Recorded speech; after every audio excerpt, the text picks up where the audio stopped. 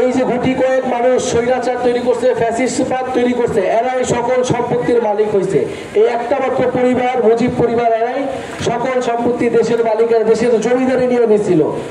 ফলে আমাদের এই জমিদারি প্রথা ভাঙছি আমরা গণঅভ্যুত্থানে। নতুন করে যদি কোনো জমিদারি প্রথা, নতুন করে কোনো স্বৈরাচার, ফ্যাসিস্ট, চাঁদাবাজ তৈরি হয়, তার বিরুদ্ধে আমাদের লড়াই করতে হবে, তার বিরুদ্ধে কথা বলতে হবে। এবং এই লড়াই, এই সংগ্রাম আমাদের অবশ্যই আটোয়ারী উপজেলা থেকেই শুরু করতে হবে। আবারও আমরা বাংলাদেশে যাতে নতুন করে কোনো ভয়ের সংস্কৃতি আমরা তৈরি না করি। যদি কোনো অন্যায় দেখেন, যদি কোনো জুলুম দেখেন, আপনাদেরকে প্রতিবাদ করতে হবে, তারা কথা বলতে হবে।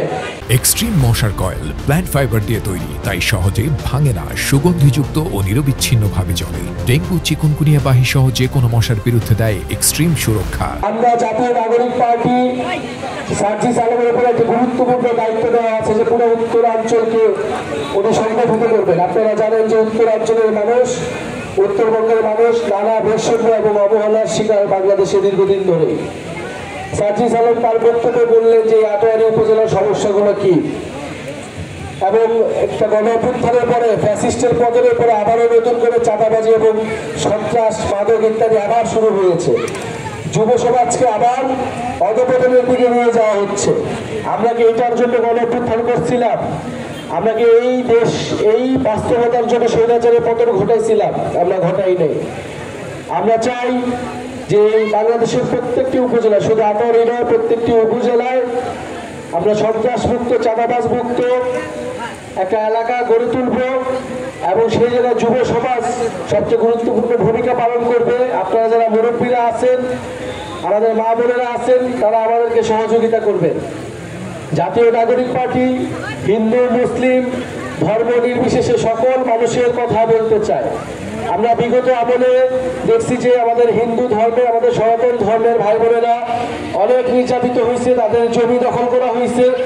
আওয়ামী লীগ বারবার বলছে তারা অসাম্প্রদায়িক দল, কিন্তু তারা কখনো সনাতন ধর্মের মানুষের সাথে ইনসাফ করে নাই। করছে? করে নাই। তারা বারবার জমি দখলের শিকার হয়েছে, কোনো বিচার পায় নাই। আমরা চাই এই নতুন বাংলাদেশে তারা ইনসাফের ভিত্তিতে, সম্প্রীতির ভিত্তিতে আমরা একসাথে এই বাংলাদেশি হিসেবে, নাগরিক হিসেবে সকল সুযোগ সুবিধা পাবো। আরেকটি কথা বলতে চাই যে আপনারা দেখছেন যে এই যে হাসিনা সরকার, যে হাসিনা